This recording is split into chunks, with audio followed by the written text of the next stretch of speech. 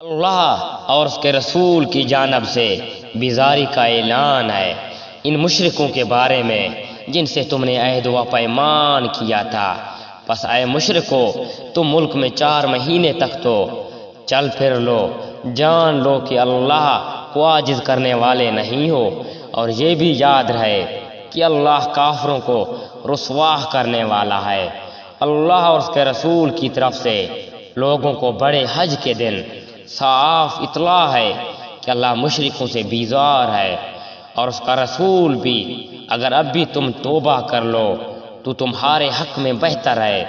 اگر تم روح گردانی کرو تو جان لو کہ تم اللہ کو ہرا نہیں سکتے، اور کافروں کو دکھ کی مار کی خبر پہنچا دیجئے، بغیر ان مشرکوں کے جن سے تمہارا معاہدہ ہو چکا ہے، اور انہوں نے تمہیں ذرا سا بھی نقصان نہیں پہنچایا، نہ کسی سے تمہارے خلاف مدد کی، تو تم بھی ان کے معاہدے کی مدت ان کے ساتھ پوری کرو۔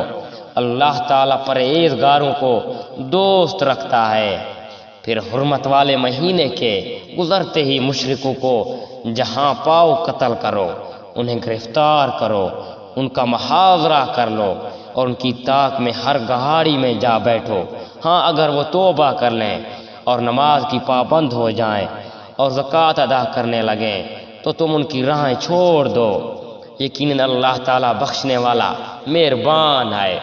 اگر مشرکوں میں سے کوئی تجھ سے پناہ طلب کرے تو اسے پناہ دے دے، یہاں تک کہ وہ کلام اللہ سن لے، پھر اسے اپنے جائے امن تک پہنچا دے۔ یہ اس لیے کہ یہ لوگ بے علم ہیں۔ مشرکوں کے لیے عہد اللہ اور اس کے رسول کے نزدیک کیسے رہ سکتا ہے، سوائے ان کے جن سے تم نے عہد و پیمان مسجد حرام کے پاس کیا ہے۔ جب تک کہ وہ لوگ تم سے معاہدہ نبھائیں تم بھی ان سے وفاداری کرو۔ اللہ تعالیٰ متقیوں سے محبت رکھتا ہے۔ ان کے وعدوں کا کیا اعتبار، ان کا اگر تم پر غلبہ ہو جائے تو نہ یہ قرابت داری کا خیال کریں نہ عہد و پیمان کا۔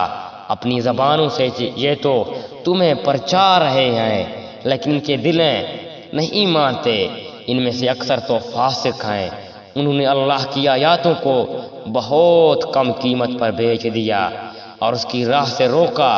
بہت برا ہے جو یہ کر رہے ہیں۔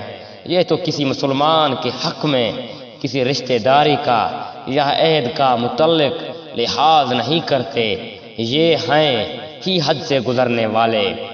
ابھی اگر یہ توبہ کر لیں اور نماز کے پابند ہو جائیں اور زکوٰۃ دیتے رہیں تو تمہارے دینی بھائی ہیں۔